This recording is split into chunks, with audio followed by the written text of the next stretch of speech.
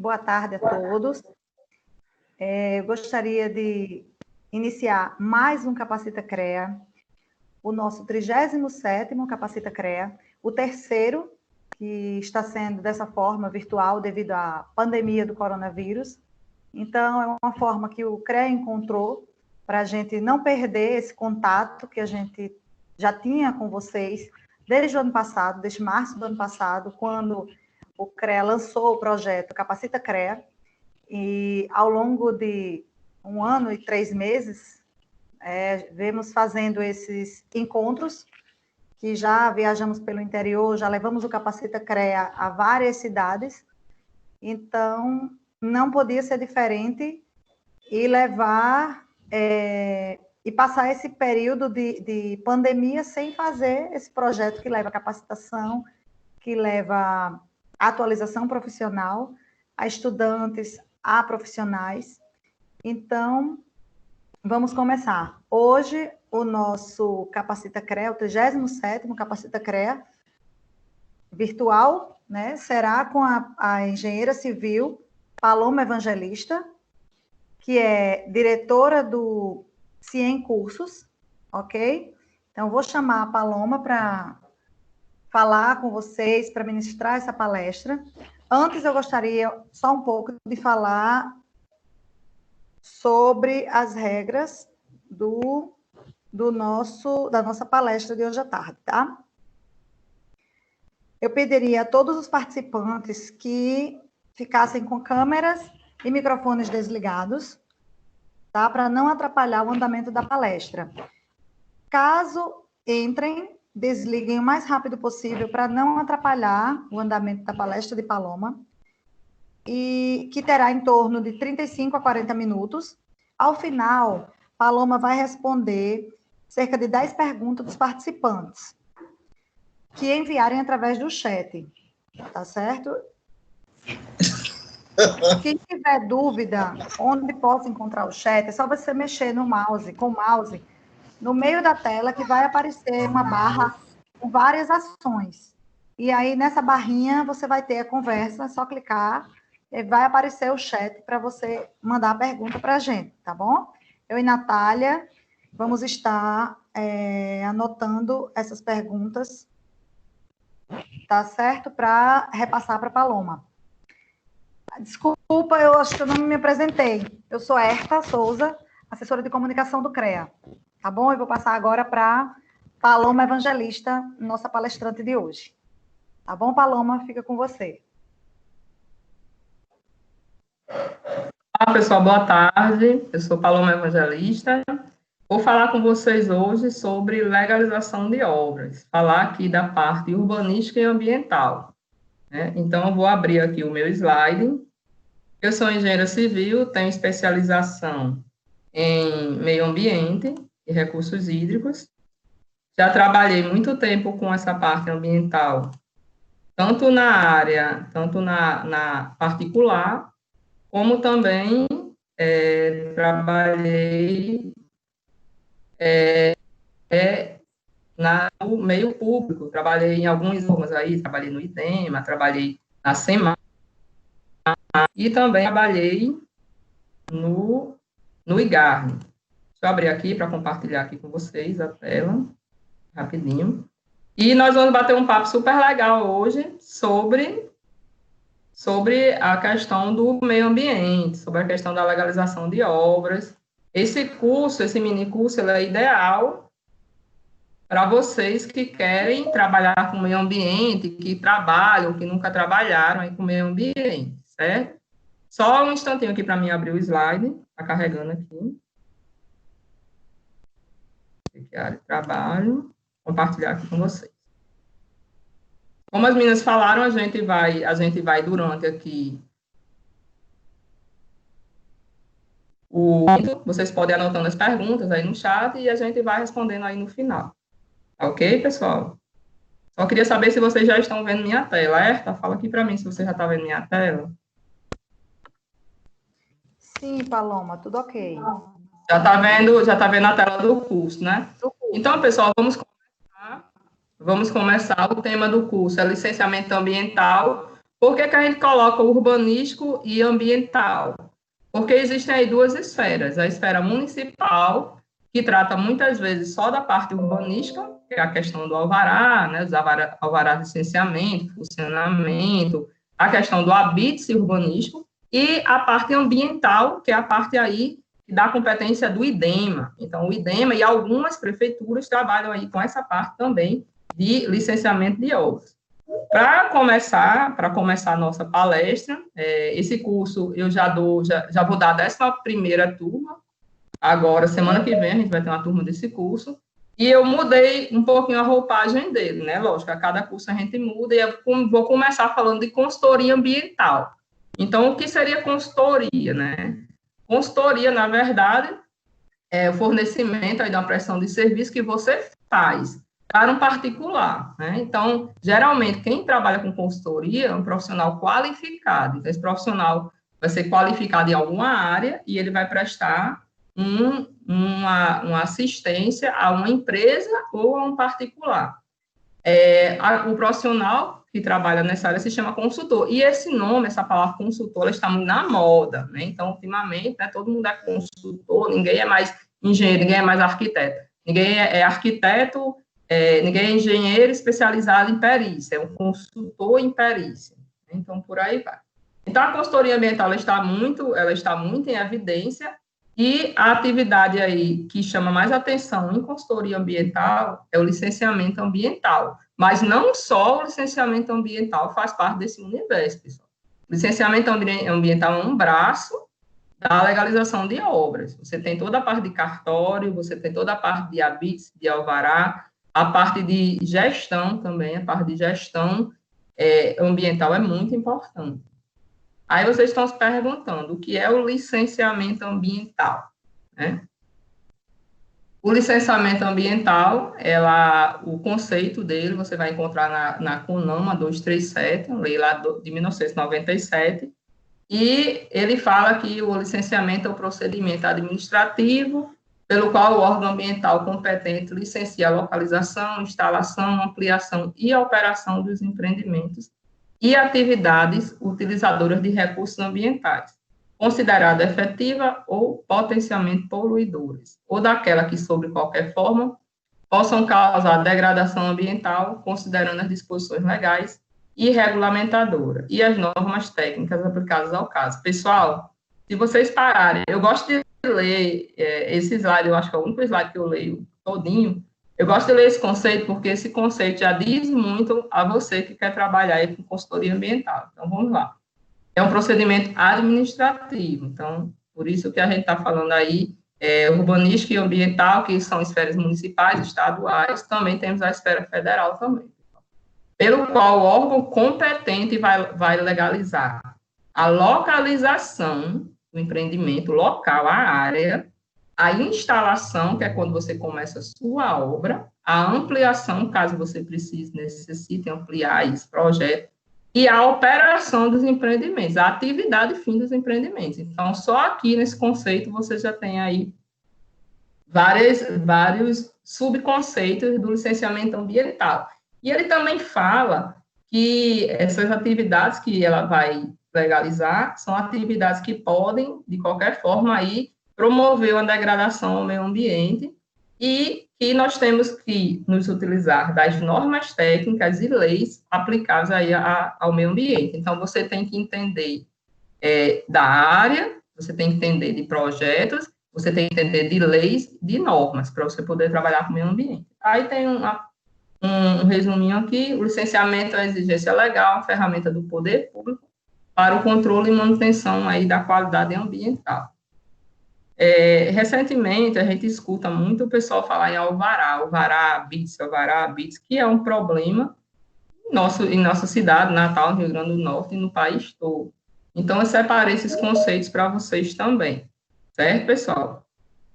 O alvará, ele é um documento expedido pelo município, destinado ao licenciamento e execução de obras e serviços. Então, a gente escuta muito falar alvará de construção, alvará de funcionamento, alvará de demolição. Esses alvarás são expedidos pela secretaria, pelas CEMURBs, né? pela prefeitura.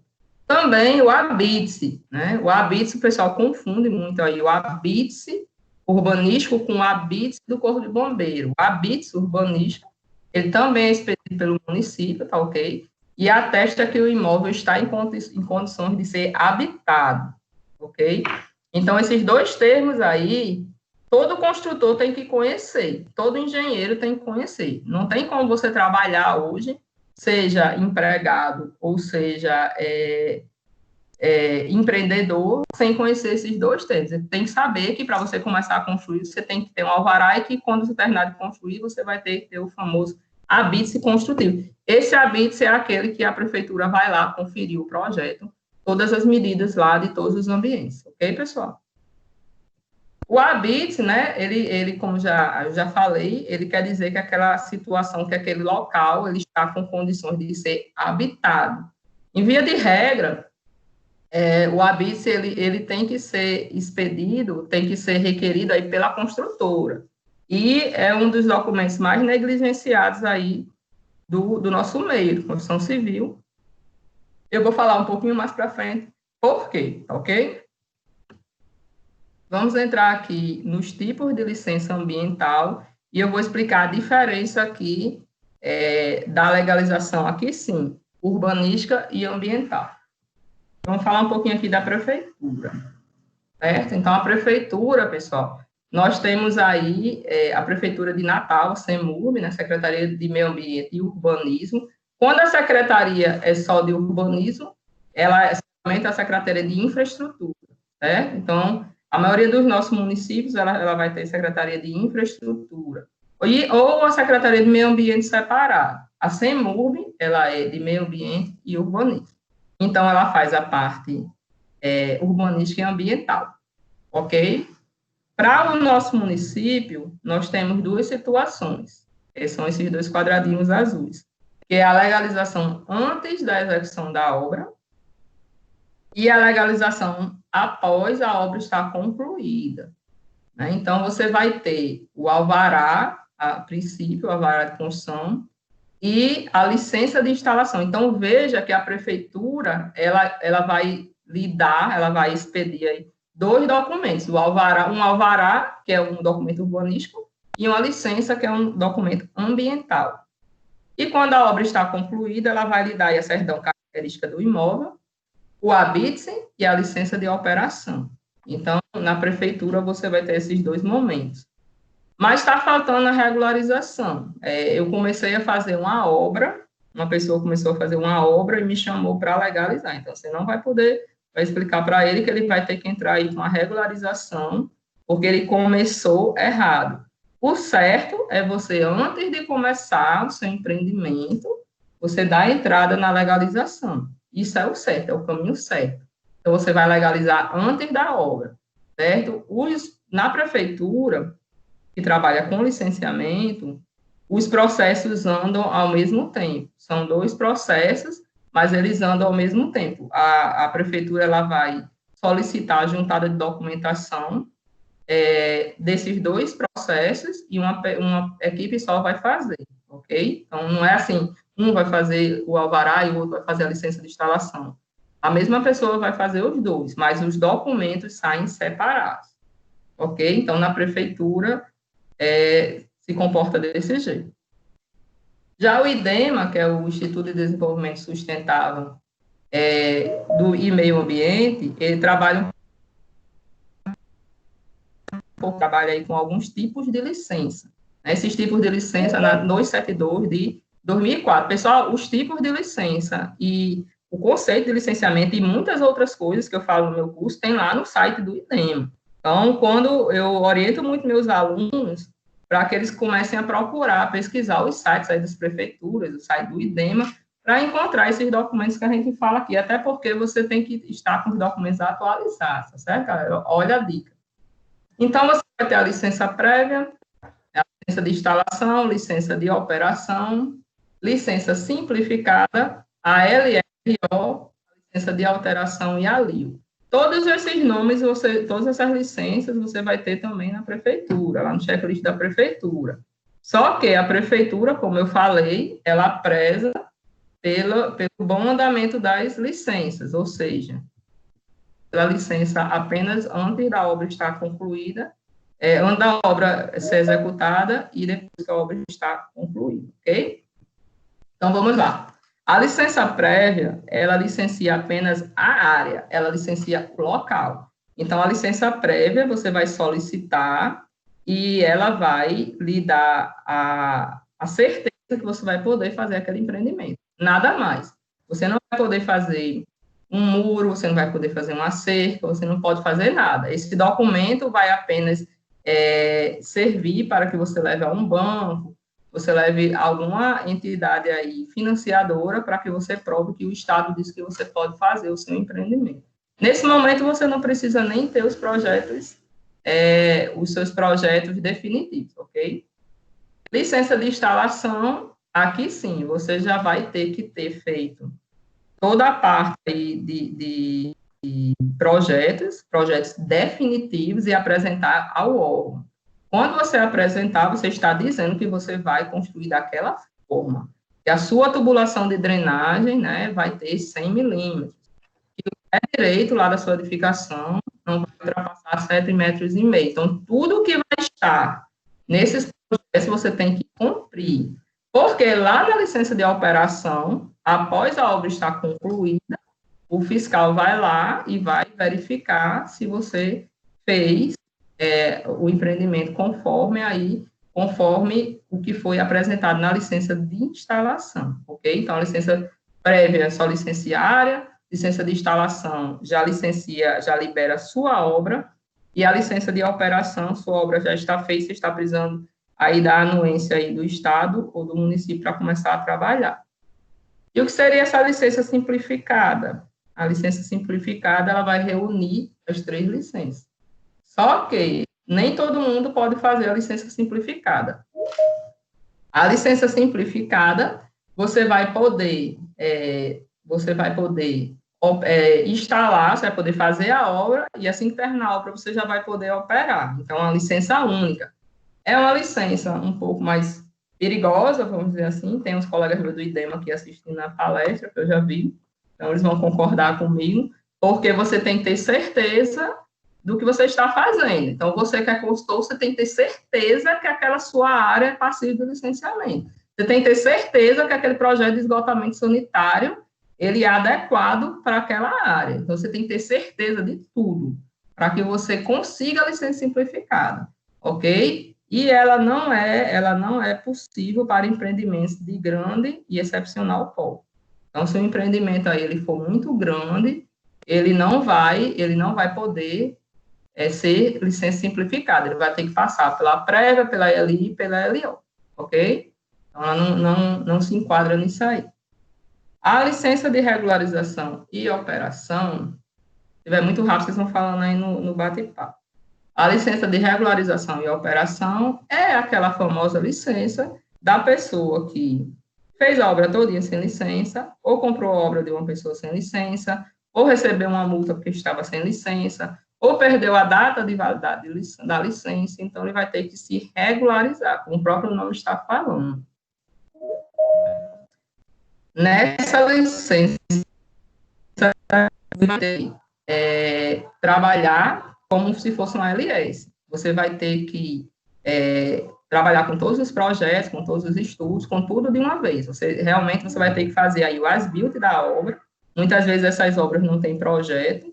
Então, o cara foi intimado, a marmoraria, ele não tem os projetos. Então, você vai ter que fazer todo o levantamento arquitetônico, fazer todo o as-built das instalações, para poder dar entrada no órgão ambiental. É a licença mais difícil para quem é consultor, porque o que está em cima da terra é muito fácil de se visualizar, mas os dispositivos aí que estão abaixo do nível do terreno, então a gente realmente tem uma dificuldade aí para fazer o as-built. O as-built que eu estou falando aqui, pessoal, é você fazer o levantamento da obra como ela está. Então, você tem um projeto ou não tem um projeto, então você vai ter que levantar em loco, você vai ter que ir lá no local e ver como para fazer a verificação de como esses dispositivos estão lá estão lá, qual é a profundidade, qual é o diâmetro. Então, ela é mais complicada, mas muitas vezes vocês vão se ver aí pegando uma LRO, ok? Licença de alteração é quando, como o próprio nome está dizendo, quando você altera um empreendimento. Então, você tem um empreendimento lá, você tem 4 galpões, você vai fazer mais um, então você tem que atualizar o projeto lá onde você tirou a licença, onde você legalizou, seja no órgão municipal ou estadual. Licença de instalação e operação é uma licença especial aí para alguns empreendimentos que instalam e operam ao mesmo tempo.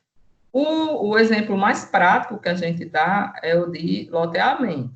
Então, o loteamento, ele para ser feito, né, você vai limpar o terreno, fazer o arruamento, fazer a parte de posteamento e de drenagem, demarcar os lotes e, enfim, o loteamento está finalizado. Quando o loteamento está finalizado, ele já está apto de ser vendido, de ser entregue aos moradores. Então, você não precisa fazer nenhuma verificação, porque a verificação dele vai sendo feita, assim, ao passar da obra. Então, ele instala e opera ao mesmo tempo. Ele não tem a questão da verificação como se fosse o habite. Ok, pessoal? As atribuições dos órgãos municipais e estaduais, elas se confundem, são quase as mesmas. Então, as atribuições delas, a promoção da educação ambiental, tanto a CEMUB como o IDEMA tem aí um foco, um setor, um foco muito voltado para a educação ambiental. Licenciamento e revisão das atividades potencialmente poluidoras, isso aí para que eles possam fazer o enquadramento. O zoneamento ambiental, a aplicação de penalidades disciplinares e compensatórias, tanto o IDEMA como as CEMURBs, fala CEMURBs que vocês entendem são prefeituras. Tem lá o setor de fiscalização, implantação de unidade de conservação, controle ambiental e o controle florestal. Lógico que aqui eu coloquei só alguns, tá, pessoal? Só algumas atribuições. Se você pegar o plano diretor, você vai ver as atribuições aí da CEMURB, bem direitinho, ok? Passar para frente. Aí vamos falar aqui um pouquinho do procedimento, certo? Então, eu separei aqui o fluxograma da CEMURB e do IDEMA, sob a minha visão, ok? Então, o procedimento, o que mudou na CEMURB de quando eu fiz esse fluxograma é porque a CEMURB hoje opera com tudo em meio digital, principalmente agora na pandemia. Na pandemia, o IDEMA também está trabalhando de forma digital, ok? Então, como vamos imaginar que nós estamos sem pandemia, nós estamos ainda lá com atendimento presencial. Então, o empreendedor vai entregar a documentação lá, requerida no checklist, lá na CEMURB, no atendimento. O pessoal do atendimento vai receber toda a sua documentação, certo? Vai conferir. Antigamente, essa documentação era em meio físico, hoje você entrega um pendrive com todas as recomendações, você renomeia lá os arquivos da forma lá pré-determinada. Então, a pessoa confere e dá entrada no processo. O processo segue para a digitalização, certo? Eu demorei um pouco para entender isso, né? Porque lá na CEMURB, ele primeiro passa pelo setor de georreferenciamento.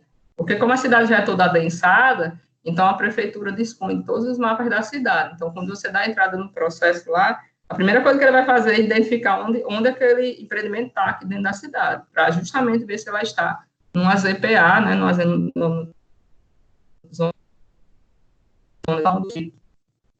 Daí o processo vai para a vistoria, e lá tem uma particularidade, uma pessoa faz a vistoria e outra pessoa faz o processo. Então, tem a equipe de vistoria e a equipe de...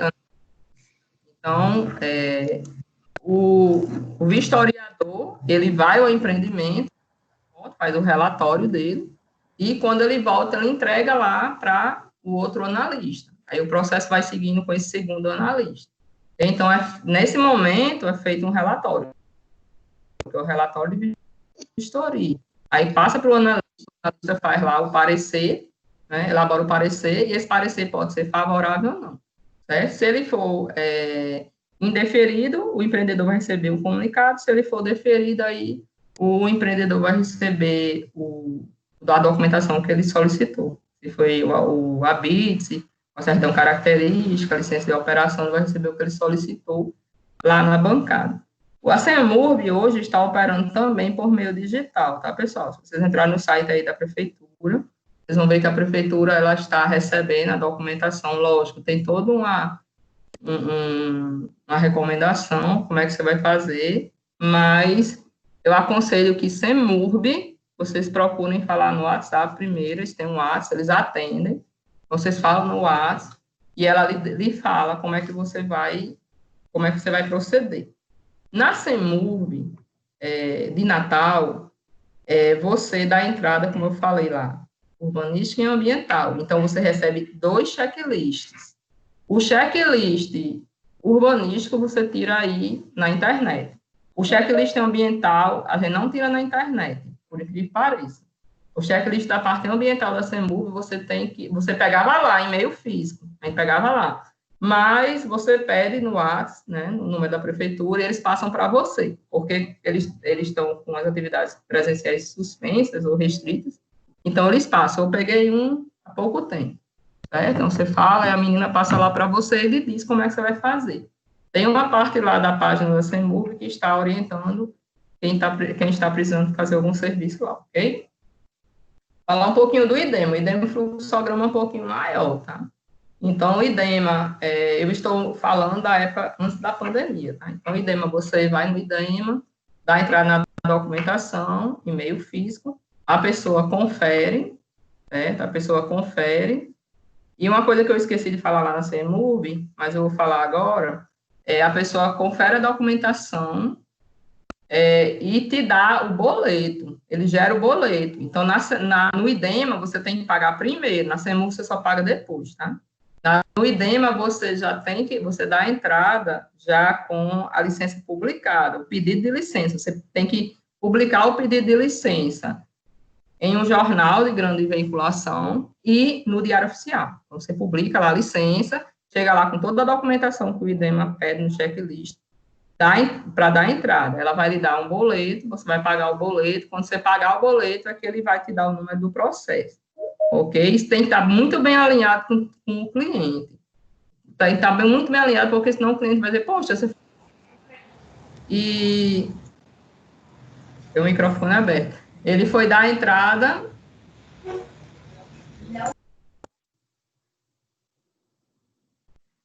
a pessoa foi dar a entrada e não conseguiu...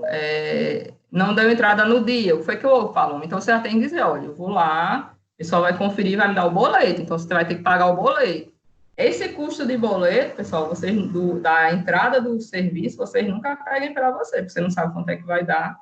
Os alunos me perguntam muito quanto é que é a licença. Então, a licença ela é uma tabela, então não é todo mundo que sabe calcular. É uma tabela interna do órgão ambiental e muitas vezes ela muda um pouquinho, ok? Então, feito isto, pagou o boleto, você consegue o número de protocolo e dá a entrada aí na licença, apresenta lá o protocolo e vai lá para a SLCA.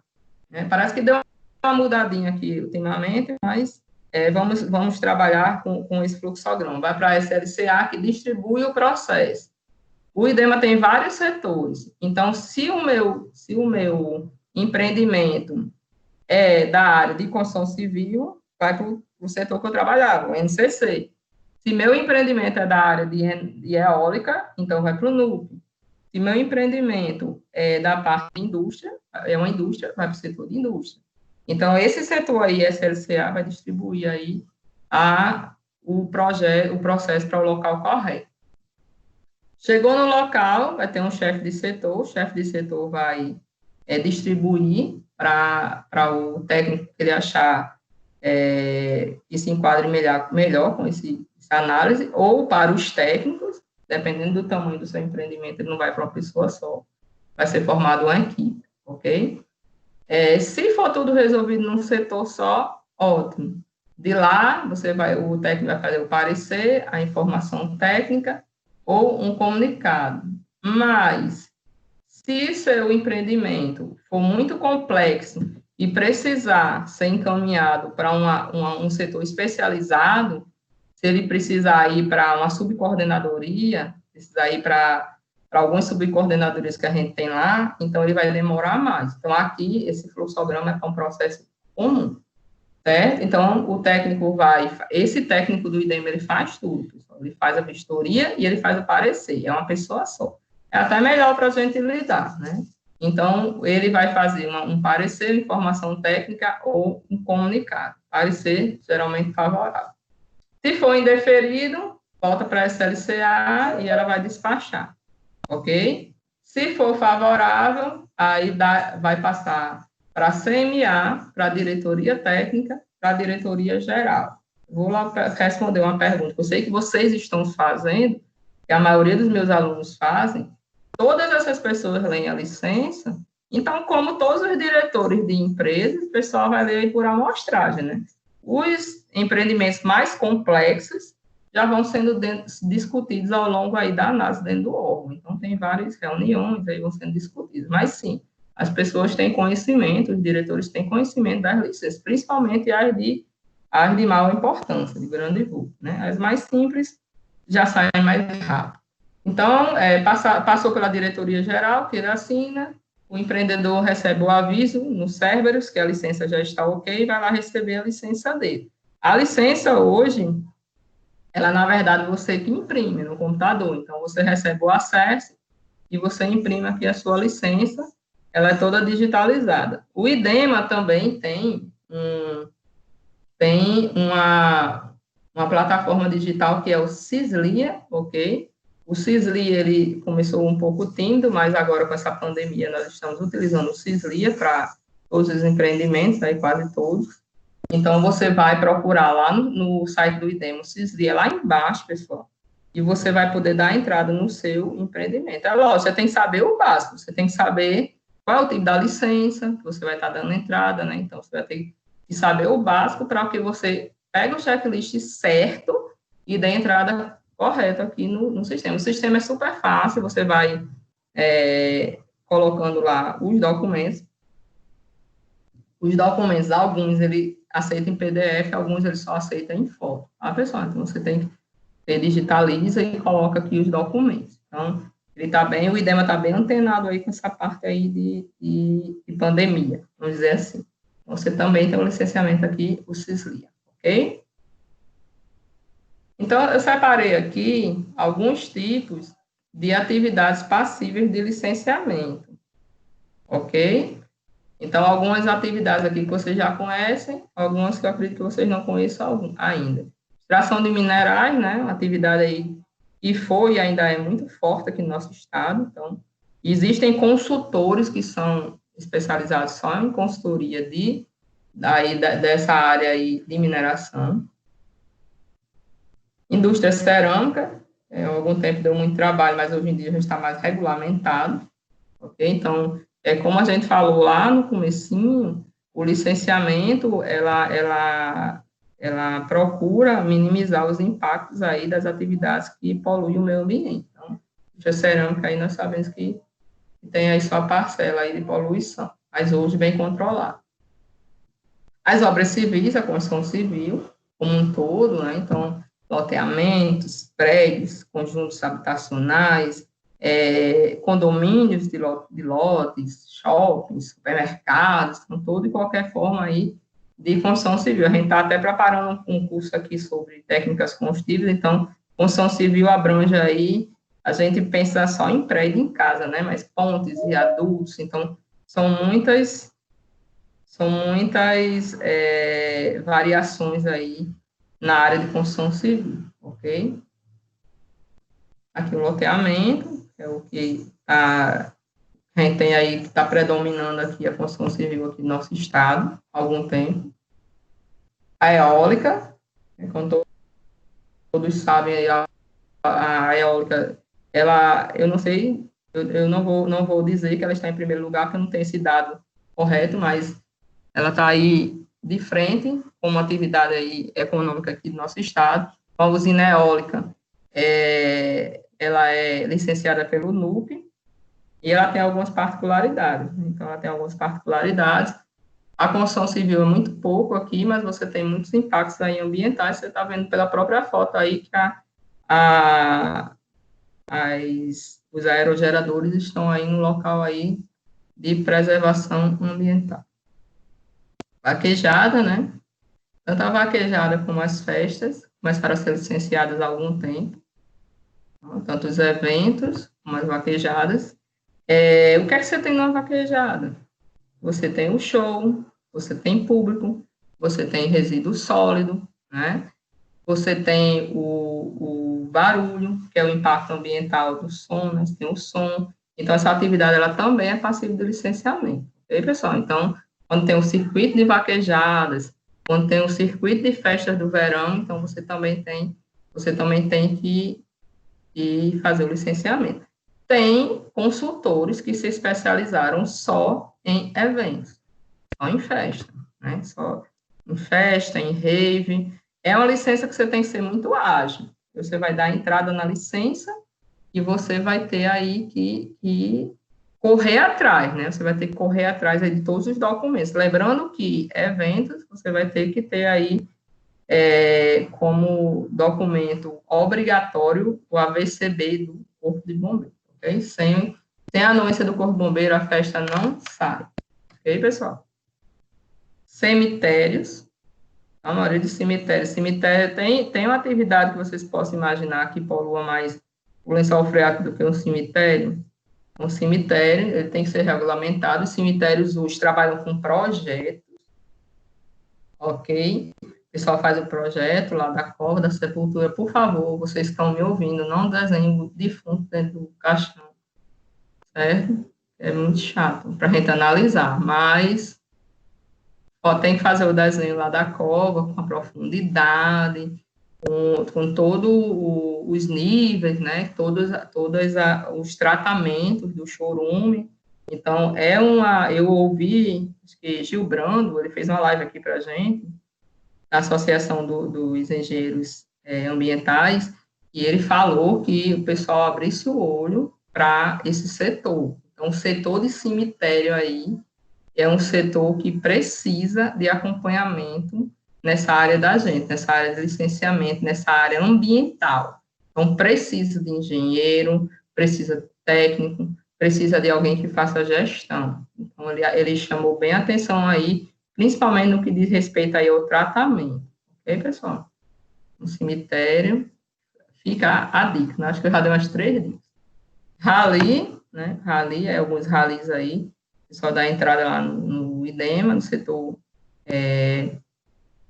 no setor ambiental, no setor, agora não sai, no estadual, no órgão estadual, então o rally, a pessoa vai, ali tem um circuito, esse rally aí, só nessa foto a gente vê aí quantos locais aí está passando, tá passando numa estrada, você vê encosta, você vê mata, você com certeza tem animais aí silvestres, então ele tem que ser aí, ele tem que passar pelo licenciamento também. Eu coloquei aqui outros órgãos, pessoal, que a gente está falando muito na CEMURB e no IDEMA. Entendam quando eu falar CEMURB, são as prefeituras, tá ok? Mas nós temos outros órgãos aí, né, que é o CERTEM, que é o Serviço Técnico de Engenharia do Corpo Bombeiro, e entre outras coisas faz a vistoria nas edificações, ok? E analisa os projetos de combate a incêndio. A Secretaria Municipal de Mobilidade Urbana, a STTU, o CREA, o CAL, aí você tem o DENIT, você tem o DR, você tem o IGARNE, você tem uma série de locais que você vai ter que se habituar, você vai ter que falar. Então, você tem que conhecer, você tem que saber onde esses locais estão dentro de Natal, você tem que saber circular e o que é que cada um faz. Então, você já tem que saber que todo e qualquer projeto e todo e qualquer documento que você vai assinar, você tem que fazer um ART. Você, engenheiro, tem que fazer um ART. Os órgãos ambientais vão exigir, os órgãos licenciadores, e você tem que fazer. E lembrando, eu estudei bastante a questão do Estatuto das Cidades, recentemente, lembrando que uma vez que você faz um RT, né, uma vez que você faz um RT, você está realmente você está garantindo que esse serviço está bem feito, está colocando seu nome à prova. E você pode, se acontecer alguma coisa, você pode ser indiciada aí, ok? Então, você tem que ter muito cuidado. Vou fazer tudo com RT e a maioria dos clientes, eles vão até verificar se você realmente está entregando o pacote completo, tá certo, pessoal? No final, eu vou falar sobre projetos, aí eu dou aqui a dica do que não pode faltar. Então, vamos lá. Onde eu não posso construir? Né? Então, onde é que eu não posso construir? Isso é a principal coisa que vocês têm que saber. Então, eu coloquei essa foto aqui bem interessante, né? Com um corpo hídrico bem bonito.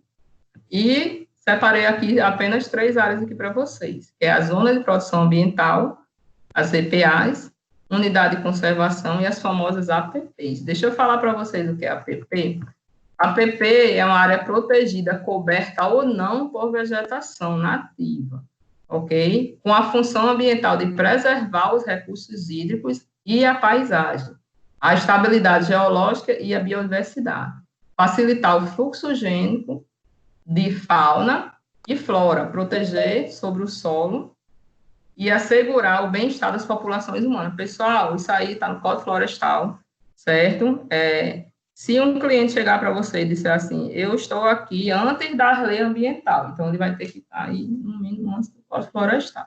Lembrando que Natal, o município de Natal, é um dos primeiros municípios que tem uma lei voltada ao meio ambiente, que é a lei do RITU, 1995. Ok, pessoal? Então, a APP, ela é coberta ou não de vegetação, ok? Então, tem que prestar atenção nisso, porque o pessoal diz, não tem vegetação, então não é APP. Então, isso não existe.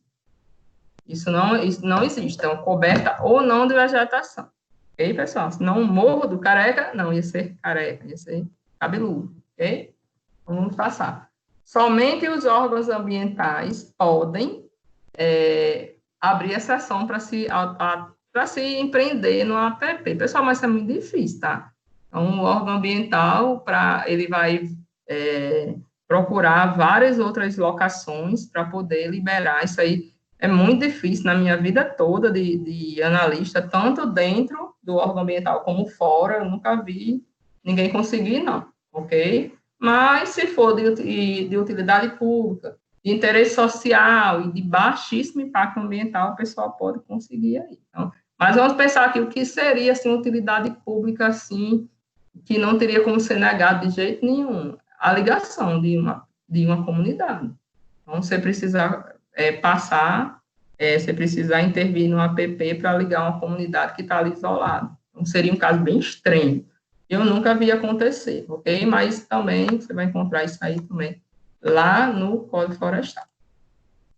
Eu coloquei essa foto aqui, certo? Da comunidade, acredito que a maioria de vocês conhecem, ali entre Pirangi e Búzios, ok? Você passa ali no Rio Pirangi, você tem ali embaixo a barraca do Banga. Eu gosto de colocar essa foto, a foto eu pedi para os meninos tirarem para mim, porque ela mostra bem o que é a APP.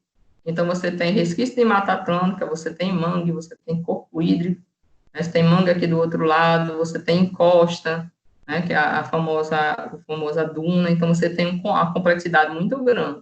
Aí uma pessoa diz assim, eu vou comprar um terreno aí, porque tem várias casas construídas lá. Então, não é bem assim, pessoal, não é porque tem várias casas lá que você vai conseguir empreender. Então, aqui um local totalmente frágil, tem umas casas aqui que eu visitei, que elas estão, assim, a encosta está no quintal dela. O quintal dela tem um morro atrás do quintal, então você não pode empreender. Mas como é que tem casa lá? As casas que estão lá já são casas antigas, de pescadores,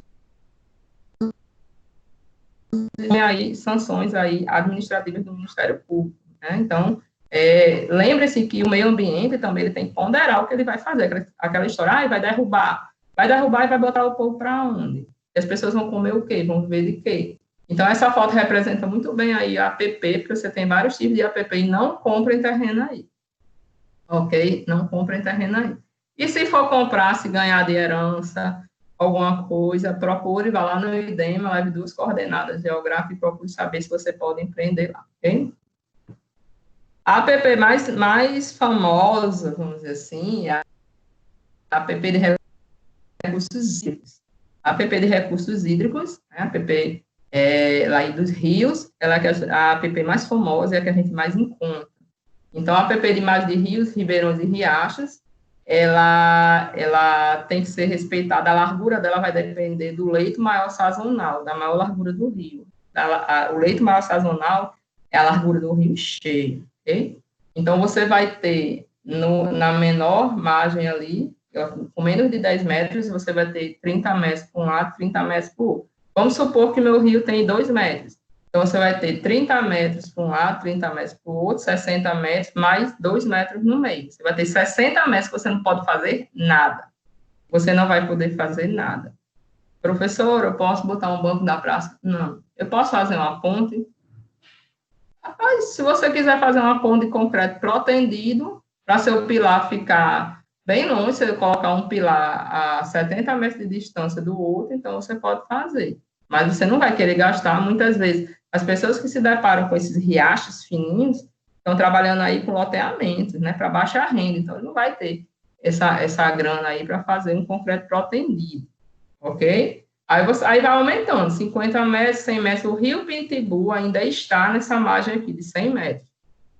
100 metros para um lado, 100 metros para o outro lado, mais a largura do rio. Então, nessa área aqui, você não pode fazer nada, não pode construir nada. Então, você vai perder o que você, se você não souber desta regra, você vai perder todo o projeto que você, tudo que você projetou aqui. Você projetou um lote aqui, não pode. Então, você vai ter que tirar, você vai ser suprimido lá no momento do licenciamento.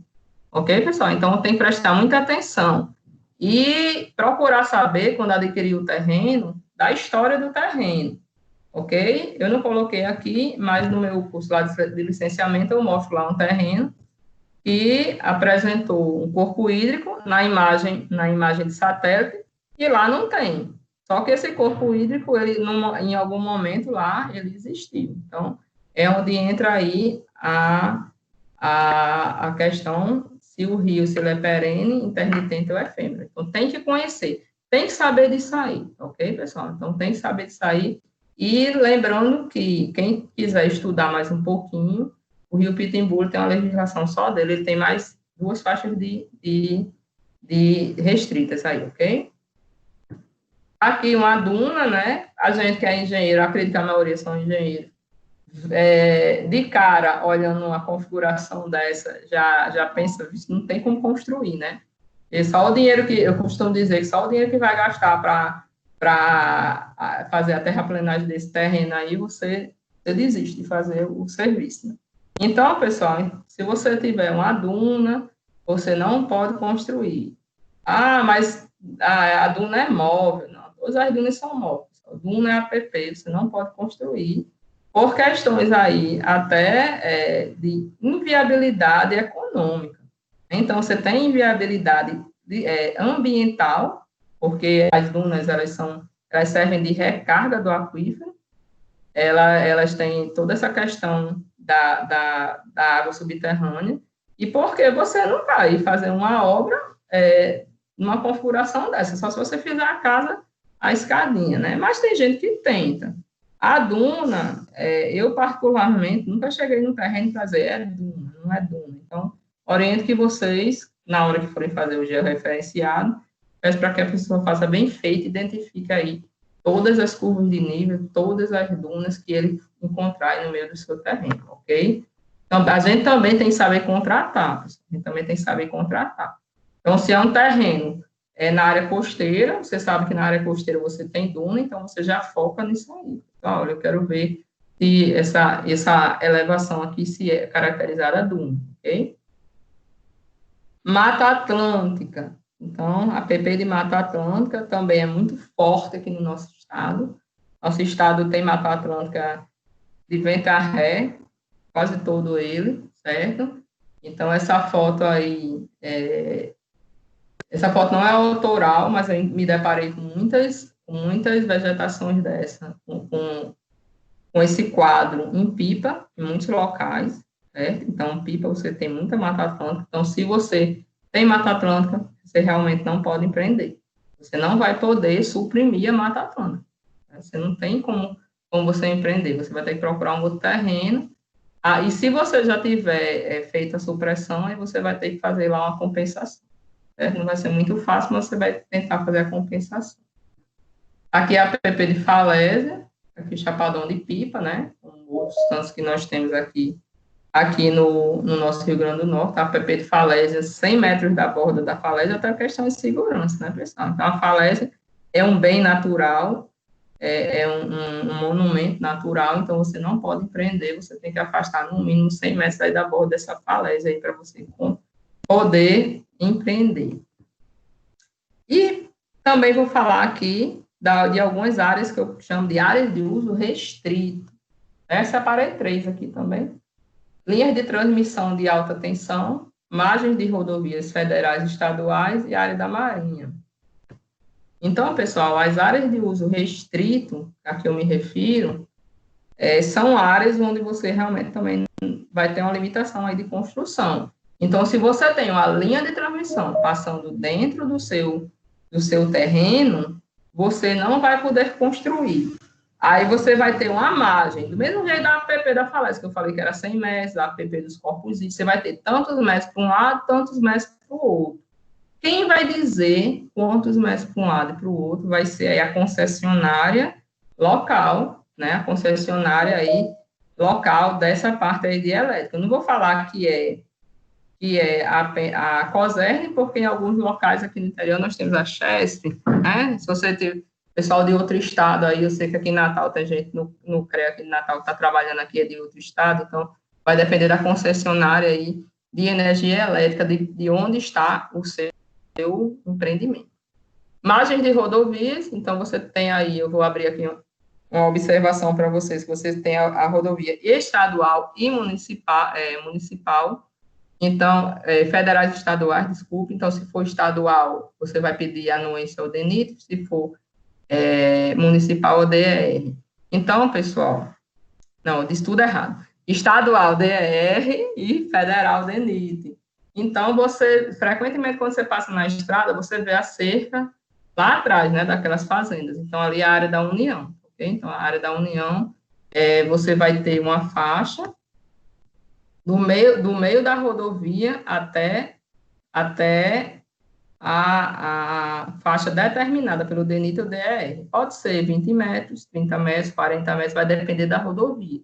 Então, já é um outro órgão que você vai ter que dar entrada para você saber qual é o distanciamento. Após essa faixa, você vai ter aí mais 15 metros de área não edificante. Então, vamos supor que é uma rodovia federal, se o DENIT lhe disser, não, você aqui, a sua faixa da União, né, de área da União vai ser 20 metros, né, você não vai poder trabalhar. Então, vai ser 20 metros do eixo da rodovia para dentro, mais 15 metros de área não edificante. Então, tem que observar isso. Você não pode pegar um terreno desse e começar a construir da beira da pista, ou deixar 2 metros de calçada, como a gente deixa aqui na área urbana, e começar a construir. Então, tem que se atentar para esses detalhes. Ok, pessoal? Aqui, empreendimentos na área costeira, nós temos aí uma série de regulamentações específicas para elas, certo? Então, tem que observar, tem que ver aí a parte da área da marinha, tem que ver também a área da maré e procurar saber dentro dos órgãos competentes. Então, aqui você vai ter que ver na SPU qual é a faixa que você vai ter aí para você poder começar a construir. Lembrando que empreendimentos costeiros, nós também temos aí a questão da desova das tartarugas, tá, pessoal? Então, fora a parte aí de linha da maré, da linha da pré-mar, você vai ter a parte das tartarugas. O órgão estadual tem um setor que cuida só de empreendimentos na área costeira. Eu não vou me estender muito nisso, porque a gente tem, já seria um curso à parte, para empreendimento de área costeira, ok? E essas são as áreas aí que vocês têm que prestar atenção. Eu vou entrar aqui no nosso último capítulo, já para finalizar rapidinho, que é a apresentação de projetos e estudos ambientais. Então, pessoal, os projetos, eles são documentos aí que eles vão estar envolvidos em todos os tipos de licenciamento, são de suma importância, mas vocês têm que prestar atenção em algumas coisas, no plano diretor e no que compõe o projeto. Então, nós estamos fazendo uma campanha aí de vídeos, há uns 15 dias atrás nós começamos, e as pessoas têm são muito carentes em relação ao projeto. Então, as pessoas trabalham com um tipo de projeto, outro não, conhecem um, outro não. Então, se você quer trabalhar com licenciamento, você tem que conhecer, você tem que saber ler e interpretar todos os projetos, ok? Os projetos, eles têm que estar conforme o plano diretor do ambiente que você vai licenciar, do município. Então, você tem que verificar o plano diretor e tem que observar alguns pontos, né, como percentual de área verde, percentual de área institucional, largura de vias de calçada, área do lote, área de não edificantes, como eu já falei agora no outro slide, área permeável. Aí você vai ter que fazer o quadro de áreas direitinho para colocar esse percentual. Onde é que você vai ver esse percentual? Lá no plano diretor e no código de obra do município. Ok? Você tem que procurar onde é que você vai encontrar os percentuais do município. Lembre-se, se você está licenciando uma edificação lá em Macaíba, você não vai pegar o plano diretor do Natal. Tem que pegar o plano diretor de lá para olhar. Ok? E, por fim, aqui, falar um pouquinho de estudos ambientais. Então, se eu só falar mais um pouquinho aqui de projetos, lembrar que o projeto ele é composto da parte gráfica, que é o projeto, a ART, a memória de cálculo, o memorial descritivo e a memória de cálculo. Então, alguns projetos como arquitetura,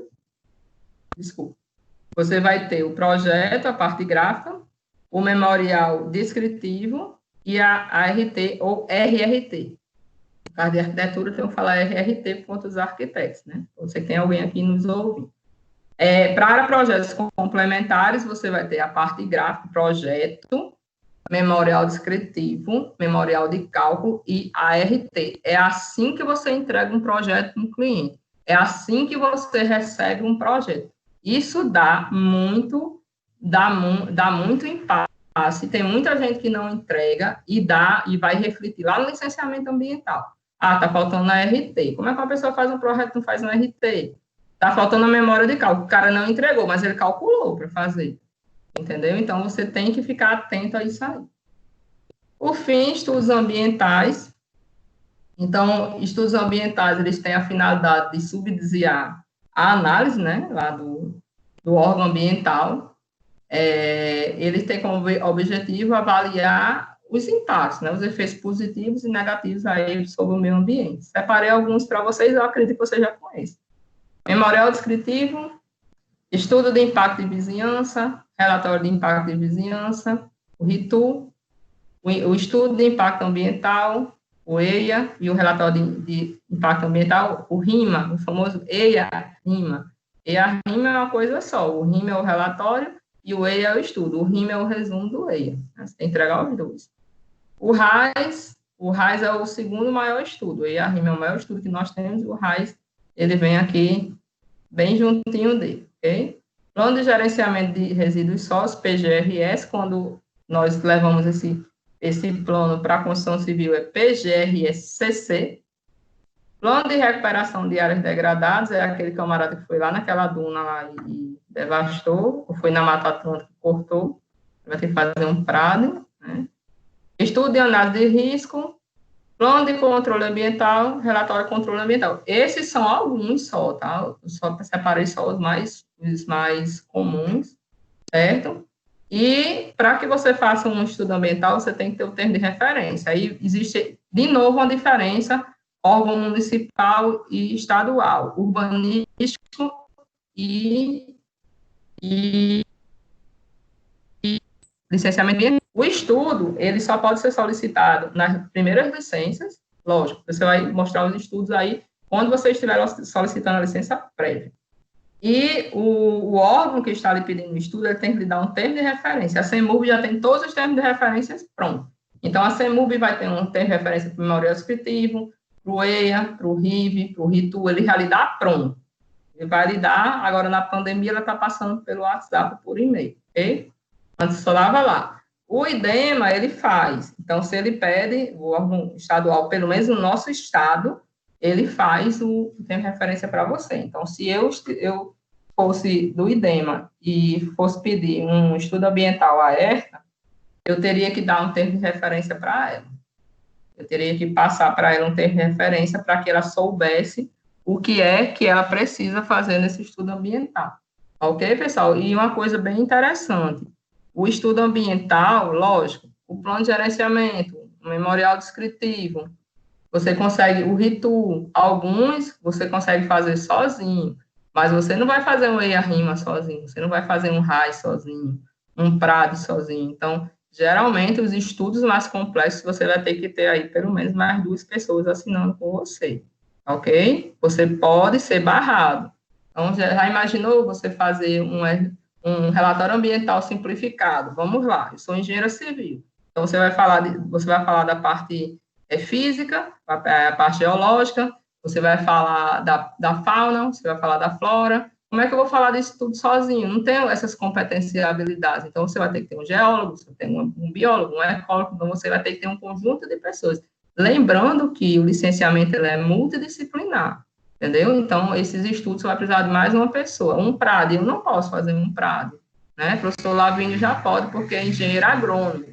Então, ele pode assinar um PRAD, eu não posso, eu compreendo um PRAD, algumas partes do PRAD eu posso fazer, mas eu não tenho competência e habilidade para assinar. Então, tem que prestar muita atenção em competências e habilidades e quantas pessoas vão fazer. Um EIA-RIMA, os que eu peguei com menos, com a equipe menor, acho que tinha 10 pessoas. Então, de 10 pessoas em diante. Você vai ter que ter, no EIA-RIMA você vai entrar até o meio social, né, do empreendimento. Então, você vai ter que ter um sociólogo. Então, prestem muita atenção nisso, para que, por conta do estudo ambiental, a licença não fique presa lá no IDEM, ok?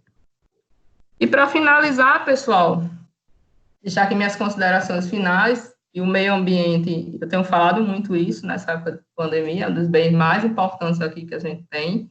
Hoje nós estamos vendo como isso é importante, né? Hoje nós somos os passarinhos enjaulados, e que você pode empreender, desde que você respeite as legislações, que os projetos sejam bem embasados, que você siga todas as normas, né, e que você trabalhe de forma correta, aí você vai conseguir realizar os seus empreendimentos, até porque os órgãos legisladores, legalizadores, eles têm interesse que os empreendimentos eles se façam porque eles vão gerar emprego, vão gerar renda.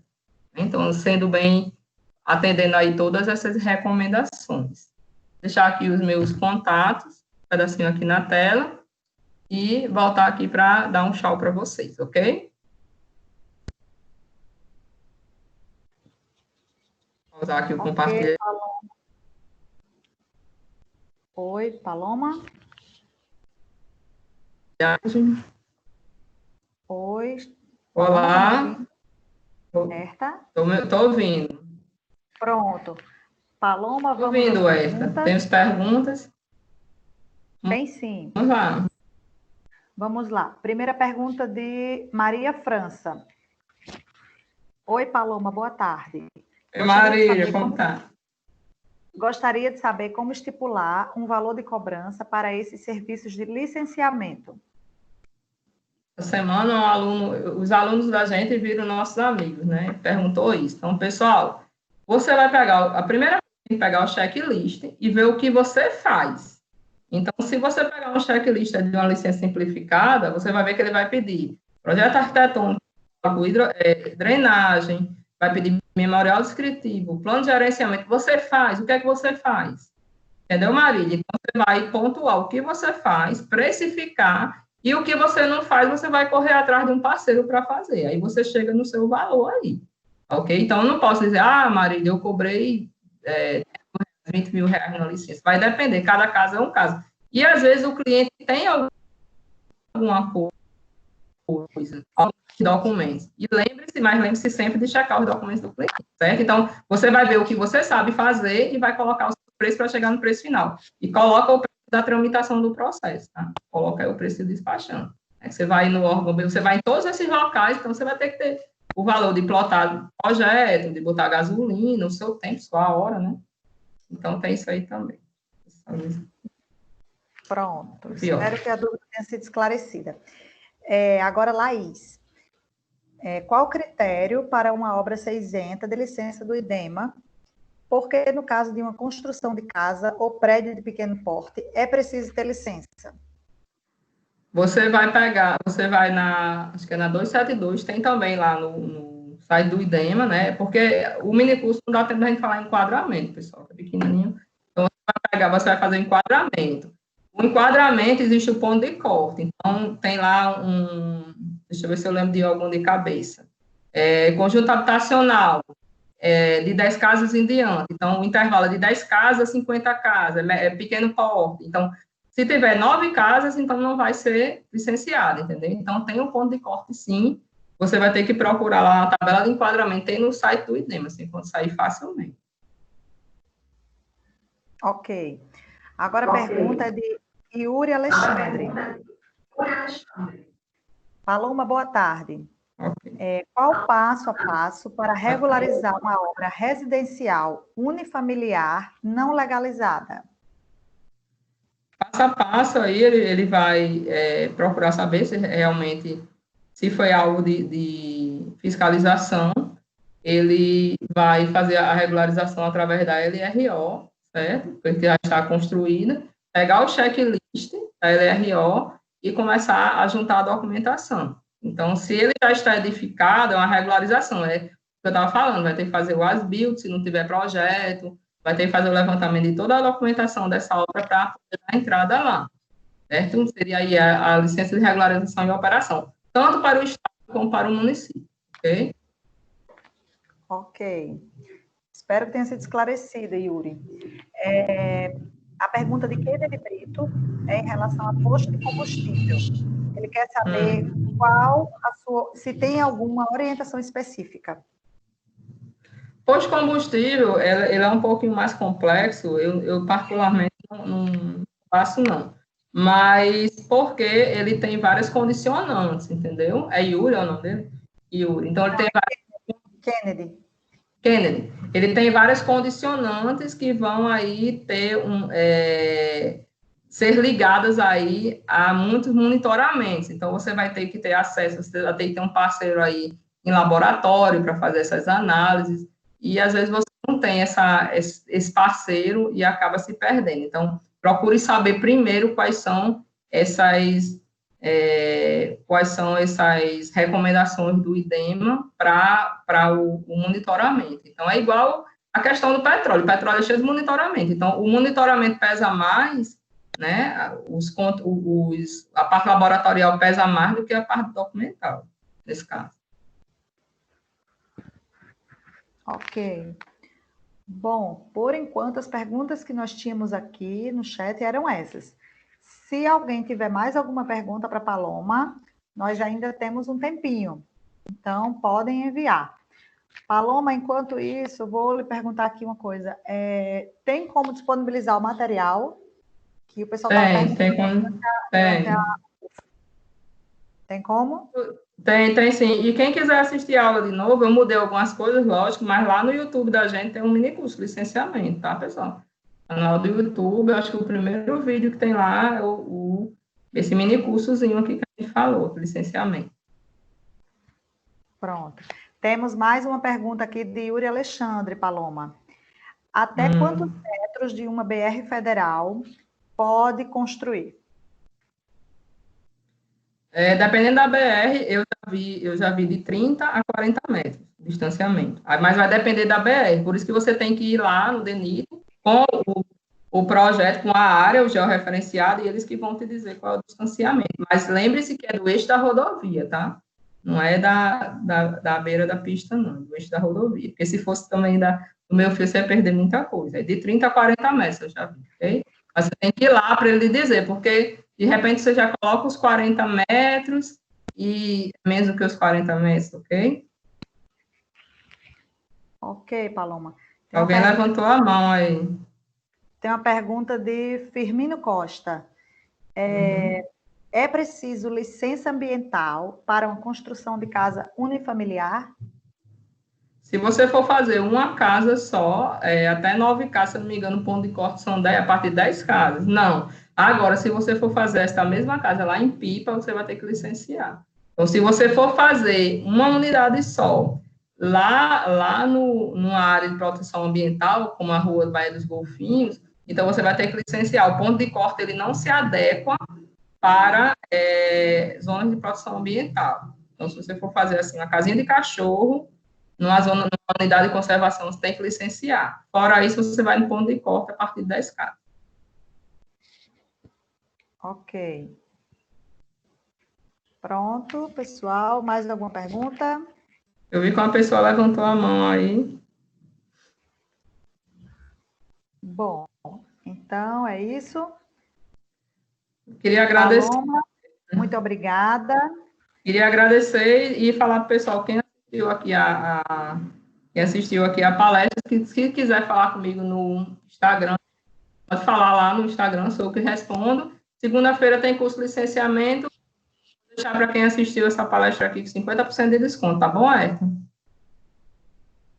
Ok, Paloma, muito obrigada. Quem tá? assistiu aqui, as meninas me passam aí o e-mail. Se você assistiu e quiser fazer o curso completo, segunda, terça e quarta, tá pelo Zoom, é bem bacana, é mais completo. Ou, se quiser, vai lá no canal do YouTube e ver. Pode me perguntar alguma coisa pelo Instagram, que eu respondo. Muito obrigada pela oportunidade aí do CREA, essa iniciativa aí maravilhosa que é o Capacita CREA, a gente já vem trabalhando há algum tempo, e agora também online.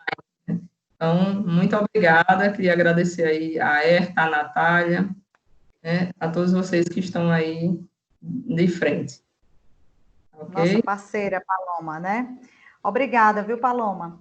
E para quem os que estão aí conosco, ainda aqui no final da palestra, eu quero fazer um comunicado que na próxima semana, quinta-feira da semana que vem, no mesmo horário, às 16 horas, nosso Capacita, o 38º Capacita, será com a empresa Ecor Engenharia, que vai ser sobre energia solar. Então, já marquem aí na agenda, já deixem a quinta-feira, às 16, pré-agendado para nosso 38º Capacita CREA, que é sobre energia solar. Tá bom, gente? Logo depois, Natália passa o link de inscrição para vocês. Até a semana que vem. E, nosso muito obrigada. Um abraço a todos.